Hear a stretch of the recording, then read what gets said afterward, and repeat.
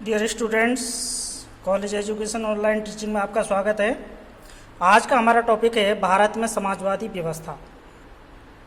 तो देखिए, भारतीय संविधान के अंतर्गत भारतीय संविधान की प्रस्तावना में, भारतीय संविधान के भाग 3 मूल अधिकार के अंतर्गत, भारतीय संविधान के भाग 4 नीति निर्देशक सिद्धांतों के अंतर्गत समाजवादी विचार दर्शन के तत्व हमको देखने को मिलते हैं। देखिए, सर्वप्रथम प्रस्तावना में सभी नागरिकों के लिए 3 प्रकार की न्याय, नंबर 1 सामाजिक, नंबर 2 आर्थिक, नंबर 3 राजनीतिक, और 5 प्रकार की स्वतंत्रता, नंबर 1 विचार, नंबर 2 अभिव्यक्ति, नंबर 3 विश्वास, नंबर 4 धर्म और नंबर 5 उपासना, और प्रतिष्ठा एवं अवसर की समता की व्यवस्था करने का वादा किया गया है। इसके अलावा संविधान के भाग 3 के अंतर्गत जो मूल अधिकार है, उसके अंतर्गत हमें महत्वपूर्ण अनुच्छेदों में देखेंगे आर्टिकल 14, आर्टिकल 15, आर्टिकल 16, आर्टिकल 23। अनुच्छेद 14 में व्यवस्था दी गई है कि राज्य विधियों के समान संरक्षण या विधि के समय समता से किसी को वंचित नहीं करेगा। यानी इसका मतलब यह है, कानून की दृष्टि में सभी बराबर हैं, कोई न छोटा है न कोई बड़ा है।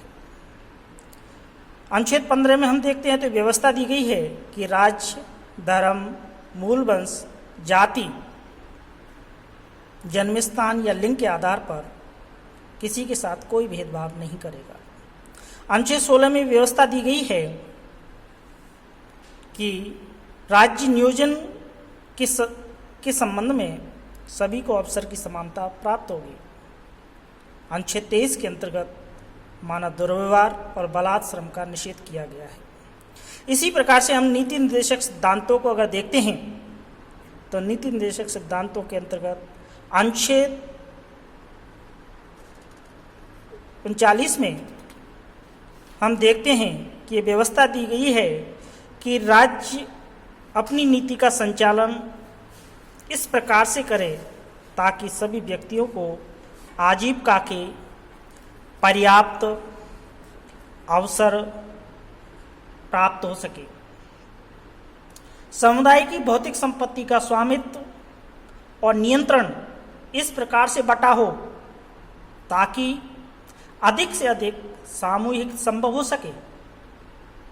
इसी में अगला व्यवस्था दी गई है कि आर्थिक व्यवस्था का संचालन इस प्रकार से हो कि धन का और उत्पादन व वितरण के साधनों का साधारण जनता के लिए अहितकर केंद्र न हो।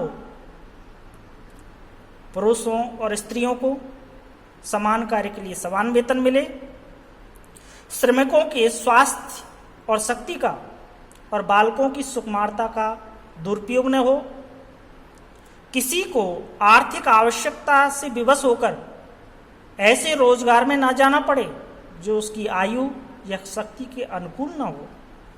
तो इस प्रकार से हम देखते हैं कि अनुच्छेद 39 में राज्य के लिए कुछ निर्देश दिए गए हैं, उनके आधार पर वे अपनी नीति का संचालन करें।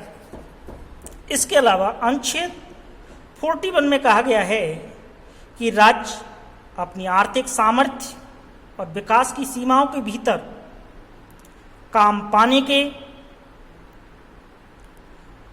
शिक्षा पाने के तथा बीमारी, बुढ़ापा, बेकारी इत्यादि अभाव की दशाओं में सार्वजनिक सहायता पाने के अधिकार को प्राप्त करने का प्रयास करेगा।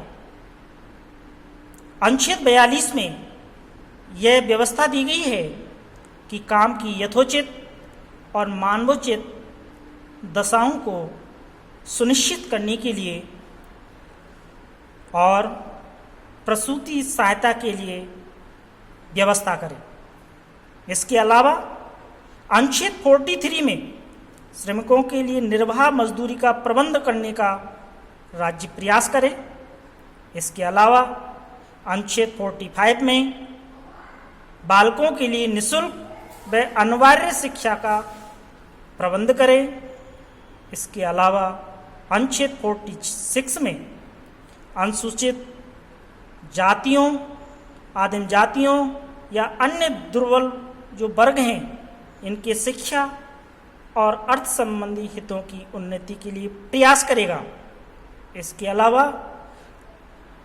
अनुच्छेद 47 को हम देखते हैं तो इसमें व्यवस्था दी गई है कि राज्य जीवन स्तर को ऊंचा करने के लिए, सार्वजनिक स्वास्थ्य सुधार करने के लिए प्रयास करेगा।